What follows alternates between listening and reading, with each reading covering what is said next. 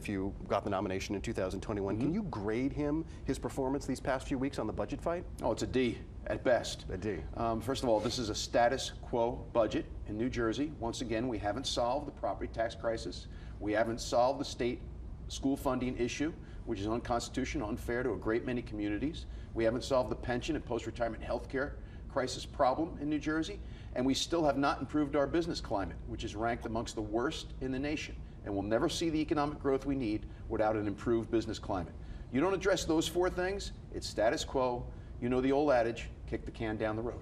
So it really sounds you're kind of lining up with maybe Senate President Sweeney's Path to Progress legislation. What do you think about that? Well, it's hard not to. His path to progress is the Jack Ciatarelli gubernatorial economic plan of 2 years ago. It is. He just copied and pasted, huh? He teased me. He said he changed a couple of sentences and gave it a new name. But we're on the same page with a great many of those issues with regard to our fiscal problems here in New Jersey. It is interesting when you look at Senate President Sweeney's plans, and they have a lot of Republican co-sponsors. I mean, are the Republicans lining up with Senate President Sweeney on topics like fiscal responsibility in New Jersey? When you take a look at how Steve Sweeney was a partner with Chris Christie on a great many fiscal matters, he is a fiscal conservative on a great many of the fiscal problems facing New Jersey.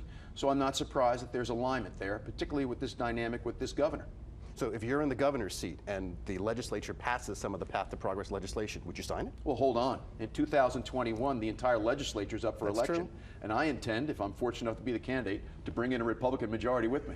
You know what, you remind me though of those Democrats in the debate last week who were saying, oh, we're going to vote out Mitch McConnell. You know, it is entirely possible that if you win the governorship, you could have a Democratic legislature, a Democratic-controlled Senate. How would you work with Steve Sweeney? Well, I've worked with Democrats. If you take a look at my legislative record, and if you talk to Democratic legislators, they'll tell you that once the election is over, Jack Ciatarelli is all about New Jersey. And those that are about New Jersey first will work in partnership with me as they have in the past. But let's be clear, in 2021, we'll have an entirely new map that we'll be voting on, and all 120 legislative seats will be up.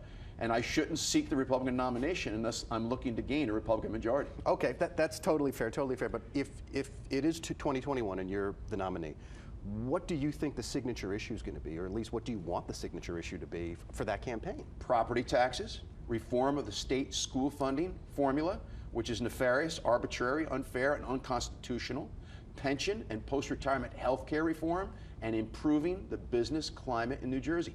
Those are the four issues that hold the key to our future. Without them, we will continue to rank dead last in way too many areas. We'll never see economic growth that New Jersey should realize, and people won't be achieving the American dream here in New Jersey. But right now, the President of the United States, and maybe the President still in 2021, is a man who you once called a charlatan, and you said of Donald Trump, he is not fit to be President of the United States.